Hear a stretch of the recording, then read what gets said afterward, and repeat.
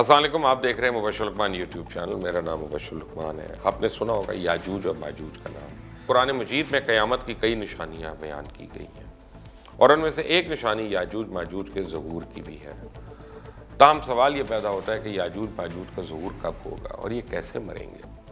یاجوج ماجوج حضرت نوح علیہ السلام کے تیسرے بیٹے یافس کی اولاد میں سے ہیں اور ان کا شمار نوح علیہ السلام کے ان بیٹوں میں ہوتا ہے جو اسلام لے آئے تھے اور طوفان نوح کے وقت کشتی میں سوار تھے.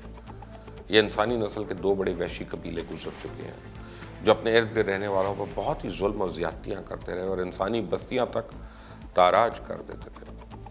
قرآن مجید کی آیات اور توریت کے مطالعے اور تاریخی شواہد سے بھی معلوم ہوتا ہے کہ یہ لوگ شمال مشرقی ایشیا میں زندگی بسر کرتے تھے اور اپنے وحشیانہ حملوں کے نتیجے میں ایشیا کے جنوبی اور مغربی علاقوں میں مصیبت برپا کرتے تھے. بعض تاریخ دانوں نے ان کے رہائشی علاقے کو ماسکو اور توبل سیکس کے آس پاس بتلایا اور بعض کا خیال ہے کہ یاجوج ماجوج کے شہر تبت اور چین کے بحر منجمد شمالی تک اور مشرق اور مغرب میں ترکستان تک پھیلے ہوئے ہیں. یہ اس حد تک فسادی اور کثیر التعداد میں جنگجو ہیں کہ یہ انسانوں، کیڑے مکوڑوں، جنگلی جانور سمیت ہر چیز کھا جاتے ہیں. کیا آپ بھی وہی سوچ رہے ہیں جو میں سوچ رہا ہوں؟ بٹ اینی وے، حضرت ذوالقرنین کے زمانے میں یاجوج ماجوج کے حملے وبال جان بن گئے تھے. ان کی روک تھام کے لیے ذوالقرنین نے پہاڑوں کے مابین اونچی اور مضبوط سد یعنی دیوار ایک تعمیر فرمائی. ذوالقرنین اور سد ذوالقرنین کا ذکر تو قرآن کریم کی سورہ الکہف میں بھی موجود ہے. جس ذوالقرنین کا قرآن مجید میں ذکر ہے، تاریخی طور پہ وہ کون شخص ہے؟ تاریخ کی مشہور شخصیتوں میں سے یہ داستان ہے کس پر؟ اس سلسلے میں مفسرین کے درمیان اختلاف ہے. تاریخ کی کتابوں کے مطالعے کے بعد لوگوں نے ذوالقرنین کی شخصیت اور سد ذوالقرنین سے متعلق مختلف اندازے لگائے.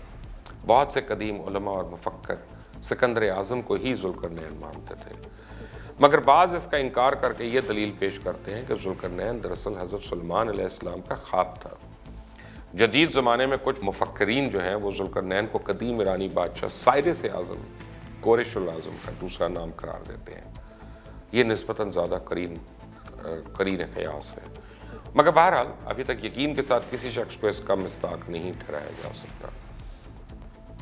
ذوالقرنین کی بابت قرآن مجید نے صراحت کی ہے کہ وہ ایسا حکمران تھا جس کو اللہ نے اسباب و وسائل کی فراوانی سے نوازا تھا. وہ مشرق اور مغربی ممالک کو فتح کرتا ایک ایسے پہاڑی درے پہ پہنچا جس کی دوسری طرف یاجوج اور ماجوج تھے. قرآن کریم کی سورہ کہف میں بحوالہ یاجوج ماجوج ذوالقرنین کے حالات بیان کرتے ہوئے فرمایا گیا کہ جب اپنی شمالی مہم کے دوران 100 دیواروں یعنی پہاڑوں کے درمیان پہنچا تو وہاں اسے ایک ایسی قوم ملی جس کی زبان ناقابل فہم تھی. جب ترجمان کے ذریعے گفتگو ہوئی تو انہوں نے عرض کیا کہ یاجوج ماجوج اس سرزمین پر فساد پھیلاتے ہیں، لہٰذا تو ہمارے اور ان کے درمیان ایک سد دیوار قائم کر دیں. چنانچہ پھر یہ تفصیل ہے کہ کس طرح ذوالقرنین نے اس قوم کو یاجوج ماجوج کی یلغار سے بچانے کے لیے ایک دیوار بنائی، اور جو دیوار بنائی گئی وہ کوئی خیالی یا مانوی نہیں بلکہ حقیقی اور حقیقی دیوار ہے جو کہ لوہے اور پگھلے ہوئے تانبے سے بنائی گئی تھی، جسے وقتی طور پہ یاجوج ماجوج کا فتنہ ٹھپ کیا.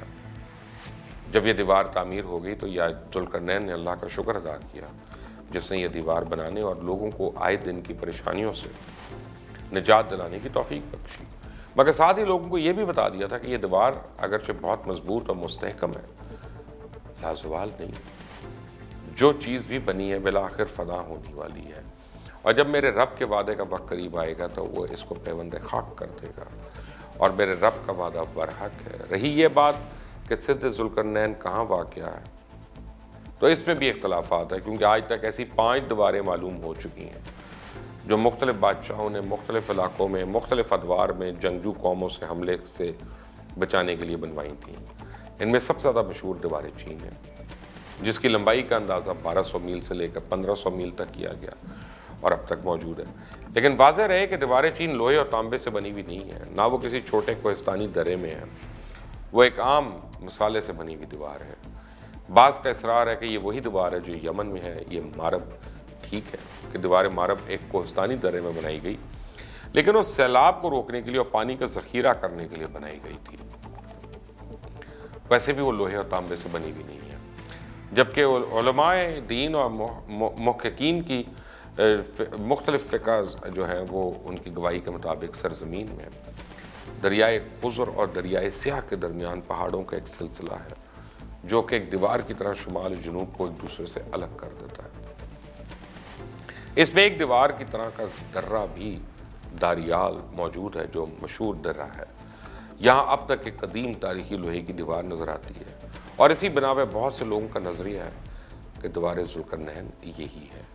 اگرچہ سد ذوالقرنین بڑی مضبوط بنائی گئی، جس کے اوپر چڑھ کر یا اس میں سوراخ کر کے یاجوج ماجوج کا ادھر آنا ممکن نہیں، لیکن جب اللہ کا وعدہ پورا ہوگا تو وہ اسے ریزہ ریزہ کر کے زمین کے برابر کر دے گا، اور اس وعدے سے مراد قیامت کے قریب یاجوج ماجوج کا ظہور ہے۔ صحیح بخاری کی ایک حدیث میں حضور صلی اللہ علیہ وسلم نے اس دیوار میں نبی کریم صلی اللہ علیہ وسلم نے تھوڑے سے سوراخ کو فتنے کے قریب ہونے سے تعبیر فرمایا۔ ایک اور حدیث میں آتا ہے کہ یاجوج ماجوج ہر روز اس دیوار کو کھودتے ہیں اور پھر کل کے لیے چھوڑ دیتے ہیں، لیکن جب اللہ کی رضا ان کے خروج میں ہوگی تو پھر وہ کہیں گے کہ کل انشاءاللہ اس کو کھودیں گے، اور پھر وہ دوسرے دن اس سے نکلنے میں کامیاب ہو جائیں گے۔ زمین میں فساد پھیلائیں گے، یعنی انسانوں کو بھی کھانے سے گریز نہیں کریں گے، تو اللہ کی طرف سے حضرت عیسیٰ علیہ السلام کو حکم ہوگا کہ مسلمانوں کو ایک طرف جمع کر لیں، کیونکہ یاجوج ماجوج کا مقابلہ کسی عام آدمی کے بس میں نہیں ہوگا۔ حضرت عیسیٰ علیہ السلام اور ان کے ساتھی اس وقت ایسی جگہ کھڑے ہوں گے جہاں غذا کی سخت قلت ہوگی، پھر لوگوں کی درخواست پہ سیدنا عیسیٰ علیہ السلام یاجوج ماجوج کے لیے بد دعا فرمائیں گے، بس اللہ تعالیٰ ان کی گردنوں اور کانوں میں کیڑا پیدا کرے گا جو بعد میں پھوڑا بن جائے گا، جس کے پھٹنے سے یہ ہلاک ہونا شروع ہو جائیں گے، سب کے سب مر جائیں گے۔ ان کی لاشوں سے ایک بالش زمین بھی خالی نہیں ہوگی، اور ہر طرف ان کی لاشوں سے گندگی اور بو اور تفنن پھیل جائے گا۔ پھر عیسیٰ ابن مریم دعا کریں گے تو اللہ جل شانہ اونٹ کی گردن برابر پرندے بھیجیں گے جو ان کی لاشوں کو اٹھا کر جانے کہاں لے جائیں گے، اور پھر ایک بارش ہوگی جس سے ساری زمین شفاف ہو جائے گی اور ہر طرف ہریالی اور خوشحالی ہوگی۔ صحیح مسلم میں نواس بن سمان کی روایت ہے کہ یاجوج ماجوج کا ظہور حضرت عیسیٰ علیہ السلام کے نزول کے بعد ان کی موجودگی میں ہوگا، جس سے ان مفسرین کی تردید ہو جاتی ہے جو کہتے ہیں کہ ترتاریوں کا مسلمانوں پر حملہ یا مونگول ترک جن میں چنگیز بھی تھا یا روسی اور چینی قومیں یہی یاجوج ماجوج ہیں جن کا ظہور ہو چکا ہے، یا مغربی قومیں ان کا مصداق ہیں کہ پوری دنیا میں ان کا غلبہ اور تسلط ہو۔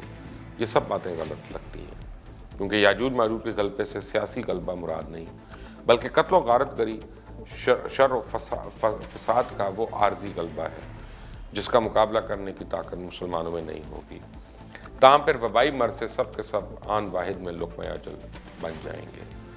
اللہ تعالیٰ کا فرمان ہے سورہ کہف میں، اور یہاں تک کہ وہ دیواروں کے درمیان میں پہنچا تو دیکھا کہ ان کے اس طرف کچھ لوگ ہیں بات کو سمجھ نہیں سکتے۔ ان لوگوں نے کہا ذوالقرنین، یاجوج اور ماجوج زمین میں فساد کرتے رہتے ہیں، بھلا ہم آپ کے لیے خرچ کا انتظام کر دیں کہ آپ ہمارے اور ان کے درمیان ایک دیوار کھینچ دیں۔ ذوالقرنین نے کہا کہ خرچ کا جو مقدور خدا نے مجھے بخشا وہ بہت اچھا ہے، تم مجھے قوت بازو میں مدد دو، میں تمہارے اور ان کے درمیان ایک مضبوط اوٹ بنا دوں گا، تو تم لوہے کے بڑے بڑے تختے لاؤ۔ چنانچہ کام جاری کر دیا گیا، یہاں تک کہ جب اسے دونوں پہاڑوں کے درمیان کا حصہ برابر کر دیا اور کہا اسے دھونکو، اور یہاں تک کہ جب اس کو دھونک دھونک کے آگ کر دیا تو کہا اب میرے پاس تانبا لاؤ اور اس پر پگھلا کر ڈال دو۔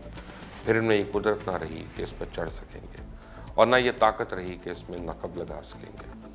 بولا یہ میرے پروردگار کی مہربانی ہے کہ جب میرے پروردگار کا وعدہ آ پہنچے گا تو اس کو ڈھا کر ہموار کر دے گا، اور میرے پروردگار کا ہی وعدہ سچا ہے۔ اس روز ہم ان کو چھوڑ دیں گے، روئے زمین پر پھیل کر ایک دوسرے میں گھس جائیں گے، اور سور پھونکا جائے گا تو ہم سب کو جمع کر لیں گے۔ اس کے علاوہ قرآن مجید میں ایک اور مقام پہ یاجوج ماجوج کا ذکر کرتے ہوئے اللہ تعالیٰ کا فرمان ہے کہ یہاں تک کہ یاجوج ماجوج کھول دیے جائیں اور وہ ہر بلندی سے دوڑ رہے ہوں۔ اللہ نے بنی آدم کو 10 حصوں میں تقسیم کیا، 9 حصوں میں یاجوج ماجوج بنائے، اور باقی ایک حصے میں باقی کے تمام عام انسان۔ اللہ تعالیٰ ہم سب کو اس طرح کے شر اور ہر آنے والے شر سے، چاہے یاجوج ماجوج ہو، چاہے دجال ہو، یا کوئی اور ہو ان سے محفوظ رکھے اور ہماری اولادوں کو بھی ان سے پناہ میں رکھے. Until the next time, اللہ حافظ.